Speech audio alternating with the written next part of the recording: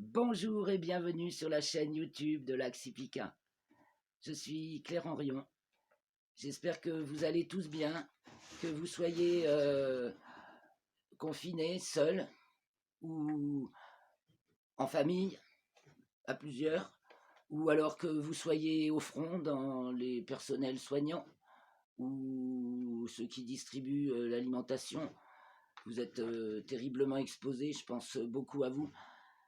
Je vous remercie du fond du cœur. Et je conseille à tous de manger des graines germées. Voilà un secret de vitalité qui peut permettre de ne pas se laisser avoir par le méchant virus. En tout cas, ça ne fait que mettre toutes les chances de votre côté. Donc, renseignez-vous si vous n'êtes pas trop au courant sur les graines germées. Sinon, allez-y, faites-vous germer des petites graines en 3 jours. C'est bon, on fait un roulement et tous les jours, on mange un peu de graines germées avec de la salade. C'est délicieux, des lentilles, enfin ce que vous voulez. Bon, je reviens à mon sujet. Mon sujet, bah, bien sûr, c'est le ciel. Le ciel. Donc, vous avez remarqué, depuis le début du confinement, bah, il n'y a plus d'avion. Voilà, il a passé 10 jours sans rien chez moi. 10 jours. Un printemps merveilleux que même en ville, on a pu goûter parce que l'air devient plus transparent, il n'y a plus d'avions dans le ciel, il y a plus de bruit en plus, il n'y a plus non plus les voitures, il n'y a plus de pollution, l'air est devenu respirable, beaucoup de gens l'ont remarqué, le ciel plus bleu, c'était magnifique, on entendait les oiseaux, enfin, de partout, c'était trop bien. Et bon, bah, depuis jeudi, j'en ai vu repasser de rares avions, un ou deux par jour, avec une traînée persistante. Je ne dis pas que j'ai tout vu, mais beaucoup, beaucoup plus rare qu'avant. Mais alors, il faut surveiller, quoi. Alors, je vous encourage à faire part à tout le monde de comme c'est bien quand il n'y a pas d'avion. Vous avez remarqué la différence, hein, et puis d'être vigilant, voilà, si ça recommence. 20 ans que c'était pas arrivé, un ciel sans avion. C'était. J'ai cru rêver. La première fois que j'ai vu une traînée, il a fallu que je me pince pour la voir et y croire que c'était possible, une chose horrible pareille, mais là, c'était pareil. Il fallait presque que je me pince pour que. Ouais, le ciel, il est bleu, il est libre. Alors, je redonne quelques précisions au sujet des avions, hein. Il y a toujours, faut mettre un peu de précision. Il y a toujours les avions civils qui volent au-dessus de 8 000 mètres et les avions militaires ou clandestins qui volent en dessous. Ceux dont vous voyez la carlingue à l'œil nu, c'est des avions qui volent en dessous des couloirs civils, sont donc dans les couloirs militaires, peuvent être clandestins. C'est ceux-là qu'on en voit beaucoup, beaucoup, beaucoup et qui se sont arrêtés. Je vous dis, j'en ai revu vendredi une fois faire des virgules avec des virgules au-dessus de chez moi, bizarre. Bon. Et puis un qui est passé très haut ce matin. Alors c'était peut-être un avion de ligne celui-là. Et puis donc il y a les avions civils.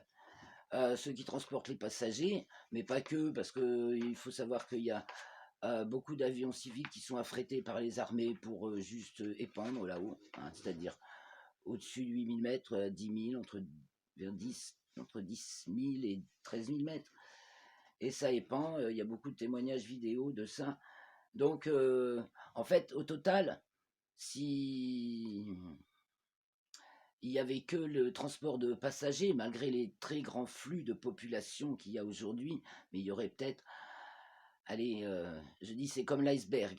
Le, le transport de passagers, c'est 1/9 de la masse totale du trafic aérien, et tout le trafic de guerre et d'empoisonnement exclusivement destiné à ça, c'est les 8 autres neuvièmes, sachant que le 9e de passagers y contribue aussi parce que on sait que si on ne paye pas cher sa place pour certaines compagnies locaux, c'est qu'elles sont fortement impliquées dans les épandages. Donc, il faut savoir justement que là, courant mars, les passagers pour les vols aériens ont tous annulé leur vol et que donc les avions eh bien, ils ont continué à voler à vide pendant une quinzaine de jours parce qu'il y avait des lois européennes qui ont été émises dans le cadre de la dérégulation du climat, du trafic aérien, excusez-moi, la dérégulation du trafic aérien, fin des années 90-2000. Et donc ces lois qui les obligeaient à occuper leur créneau horaire, même s'ils n'avaient pas de passagers, parce que sinon ils le perdaient. Bon, apparemment, quand même, ils ont donc contrevenu à ces lois et c'est bien heureux. Si des choses aussi ubuesques peuvent avorter enfin, ben ça, c'est un progrès. Notez bien tous ces beaux progrès, donc profitez au mieux de cette période de repos pour vous, hein, pour faire le point, pour aller à l'essentiel. Et puis, pour la Terre, c'est les vacances, le repos. Enfin. Alors faisons-le bien remarquer autour de nous. Communiquons par tel et mail, comme j'aime dire, bah oui, à défaut de se voir en présence directe. Donc apprécier l'absence d'épandage, apprécier un ciel qui revient à la normale, que ce soit dans le beau temps, comme ça vient d'être dernièrement, ou le mauvais temps, là, comme ça risque d'être un peu plus ces temps-ci. L'hiver se lâche, l'hiver va se lâcher, ça fait des années qu'on bride les hivers et qu'on surchauffe les étés. Là, l'intensité du trafic aérien étant shutdown, étant tombé quasi zéro, ben, tout d'un coup, il y a cette quantité de particules qui retiennent et qui pompent la vapeur d'eau et donc qui maintiennent de l'effet de serre, qui entretiennent l'effet de serre, parce que nous sommes sur la planète Terre, c'est la vapeur d'eau, l'agent numéro 1 de l'effet de serre, et les particules épandues dans l'atmosphère, en particulier les sels de barium, d'aluminium, de strontium, patating, patatam, et bien absorbent l'humidité. C'est pour ça que les sols se dessèchent si vite et qui fait si lourd, parce que l'humidité est en suspension dans l'atmosphère, et donc cette vapeur d'eau, c'est ça qui nous fait l'effet de serre ressenti. Hein.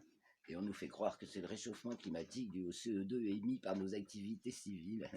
Bon, c'est grotesque. Hein.